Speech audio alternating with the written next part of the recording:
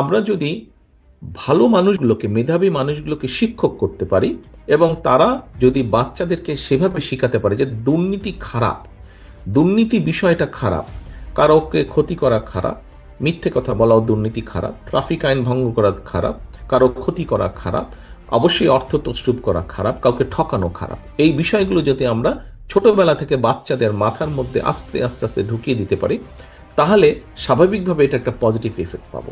এখানে আপনাদেরকে আমি একটা কথা বলি। আমার পরিচিত একটা ছেলে আছে, এখানে থাকে।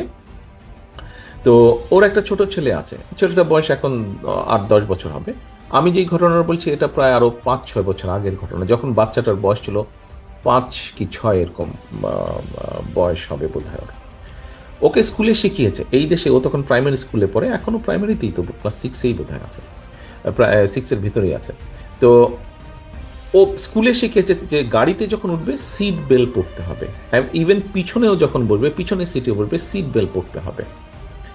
তো ওর বাপ একজন ড্রাইভ করছে, ওর বাবা একদিন ড্রাইভ করছে, সিট বেল্ট পরেনি সে, বাচ্চা ধরে বসেছে, এই তুমি কেন সিট বেল্ট পরছো না? সিট বেল্ট পরতে হবে, টিচার বলেছে সিট বেল্ট পরতে হবে।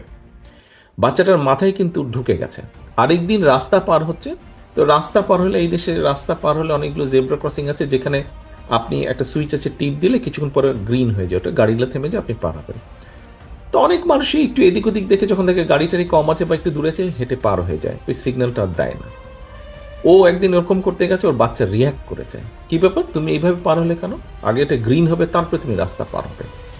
তো বিষয় হচ্ছে যে এরকম ছোট ছোট বিষয় আমরা যদি বাচ্চাদেরকে, আমাদের ভবিষ্যৎ, আপনারা যেরকম ভবিষ্যৎ, আপনাদের পরে যারা আছে তারা পরবর্তী ভবিষ্যৎ আমাদের, আমরা যদি বাচ্চাদেরকে ছোটবেলা থেকে এই বিষয়গুলো শিক্ষা দিতে পারি এবং শিক্ষকদেরকে যদি আমরা সেরকম ভালো মানুষদেরকে শিক্ষক করতে পারি, আমি বিশ্বাস করি 5 বছর না, বাট 10 বছরের পরে কিন্তু আমরা ভালো রেজাল্ট পাবো, 10-12 বছর পরে আমরা ভালো রেজাল্ট পাবো।